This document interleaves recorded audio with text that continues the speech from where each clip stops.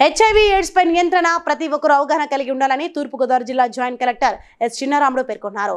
జిల్లా వైద్య ఆరోగ్య శాఖ జిల్లా ఎయిడ్స్ నియంత్రణ సంస్థ ఆధ్వర్యంలో యూత్ ఫెస్ట్ 2024-25లో భాగంగా 5K రెడ్ రన్ మారథాన్ ప్రారంభించారు. ఈ సందర్భంగా ఆయన మాట్లాడుతూ హెచ్ఐవి ఎయిడ్స్ వ్యక్తుల పట్ల వివక్ష చూపకూడదని, వారి పట్ల ప్రేమ అభిమానులు కలిగి ఉండాలని తెలియజేశారు.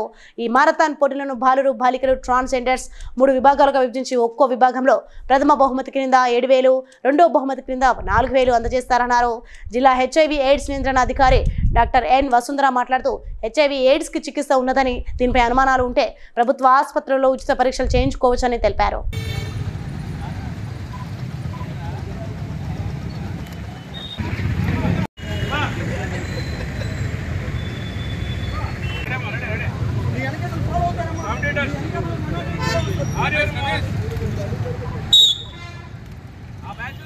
ఓకే, ఈరోజు రాజమహేంద్రవరం ప్రజలందరికీ కూడా శుభోదయం, గుడ్ మార్నింగ్ అండి. ఈరోజు మనము ఎయిడ్స్ కంట్రోల్కి సంబంధించి ఎయిడ్స్ అవగాహన సదస్సు మీద వచ్చిన విద్యార్థులు, వాళ్ళ సిబ్బంది కూడా మరియు మిగతా ప్రజాప్రతినిధులు, ప్రజలందరూ కూడా పాల్గొనడం జరిగింది. ఇప్పుడే జస్ట్ ఒక 5 నిమిషాల ముందట 5km రన్ ఇక్కడ నుంచి వైజంక్షన్ నుంచి ఇస్కాన్ టెంపుల్ వరకు వాళ్ళకు పెట్టడం జరిగింది. అందులో మొదటి ప్రైజ్ వచ్చిన వాళ్లకు 7,000 రూపాయలు, సెకండ్ ప్రైజ్ వచ్చిన వాళ్లకు 4,000 రూపాయలు అందించడం జరుగుతుంది.